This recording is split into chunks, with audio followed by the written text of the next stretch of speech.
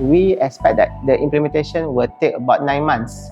But kita sekarang dapat complete the implementation dalam 6 months saja. This big achievement for us lah. Since we have decided our blueprints in HICOM was back in 2020, we started off with HICOM Automotive Manufacturing Malaysia. That was in Pekan. That was our very first HICOM project.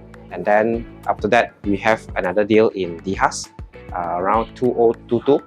And then slowly, that is how we started off with the HICOM projects. So HICOM Diecasting actually, in their current system that they're using, is a lot of manual work. And most importantly is that they do not have any real-time reporting in current system. So that are the things that we can do it in Monitor, from sales, purchase until production to the planner, and then also on the finance portion as well. So we automate a lot of areas whereby they can't do it today, which is very manual. Saya dapati ERP Monitor System adalah satu sistem yang mudah dan saya percaya user saya juga boleh menerima sistem ini dengan senang.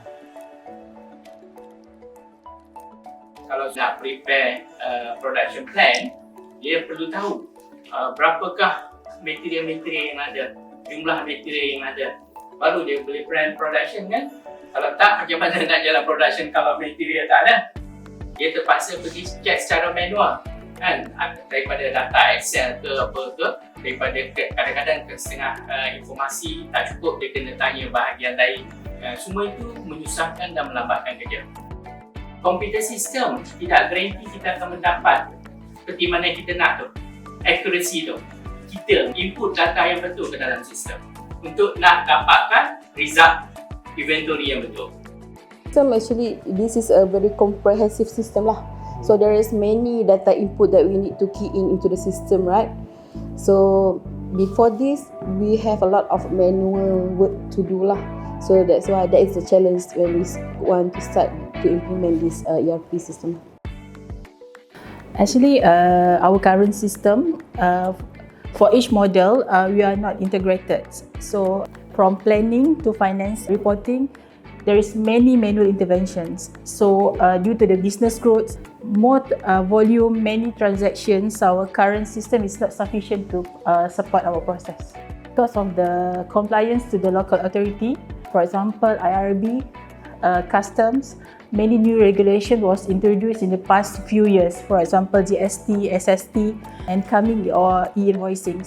So we need system that can assist us to generate reports that required by the authorities. Feedback yang saya dapat masa kita proses implementation, user sudah mula membagi saya feedback yang baik. Proses implementation kali ini berbanding dengan sistem terdahulu mengambil masa yang sangat cepat dan menggunakan resources ataupun manpower yang sedikit. Now dah ada dashboard, dia tahu which part yang pending. Jadi dia boleh troubleshoot dengan lebih cepat.